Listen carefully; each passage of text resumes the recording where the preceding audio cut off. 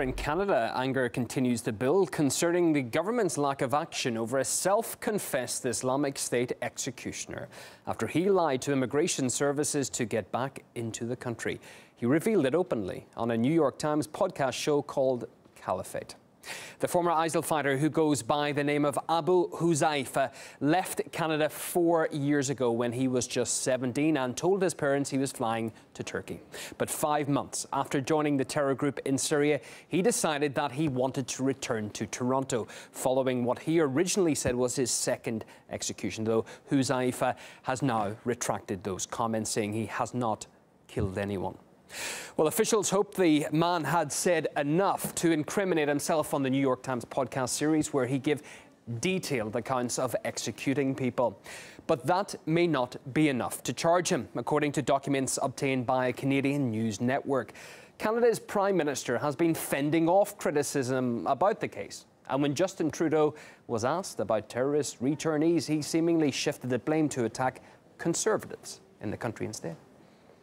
When is the Prime Minister going to stop allowing these bloodthirsty terrorists to walk on our streets, but throw them in jail instead?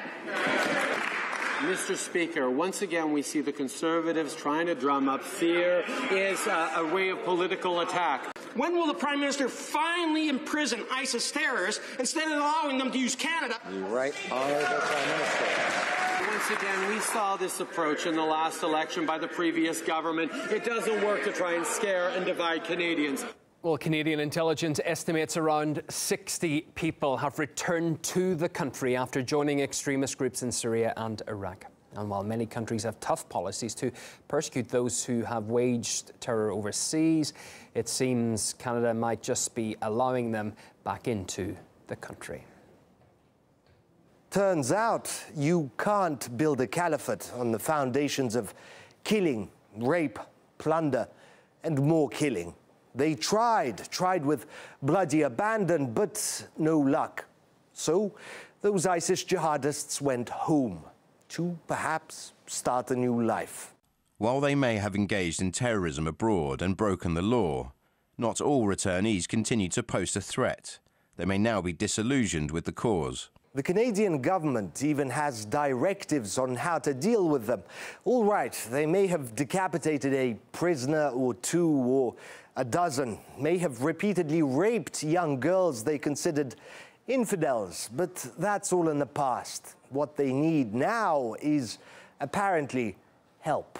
The intervention team can engage with the returnee and the returnee's family to open up dialogue with the individual and to help support the returnees' disengagement from their radical ideology and past behaviour. Before you go thinking that Canadians are crazy, no. Most people never knew how lenient their government was being with murderers and terrorists. But what really riled the public up is an interview with a former jihadist who was left free.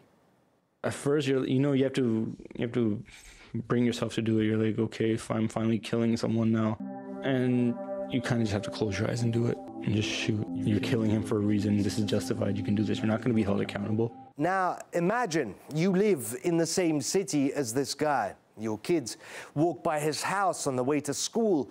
Yeah, that's how many Canadians feel. This guy is apparently in Toronto. Canadians deserve more answers from this government. Absolutely. Why aren't they doing something about this despicable animal walking around the country? It's amazing. People in Canada get years in jail for possession of marijuana, but a guy who may have cut off people's heads is let free because he had a change of heart. Now that people are outraged, his story's changed. He says he doesn't deny saying them, but he's insistent that he didn't actually do those things. No charges against him have yet been filed, if they ever will be. But you must understand what he is. Not a monster, no. ISIS fighters are no different to any other immigrants. They all bring something new to Canada. Those aren't my words. That's the Prime Minister talking. I need to know how you're going to protect future Canadians like my young daughter and 10, 15, 20 years from now when you're letting people in with an ideology that just does not conform to what we're doing here. One of the reasons Canada is successful as a country is because we have been open to people fleeing persecution, fleeing war zones, whether it was people fleeing the devastation of the Second World War from Southern Europe in the 50s and 60s, the Italian communities, the Greek communities, the Portuguese communities, and others. Just belonging to a terrorist organization is enough to convict someone. It's a serious crime.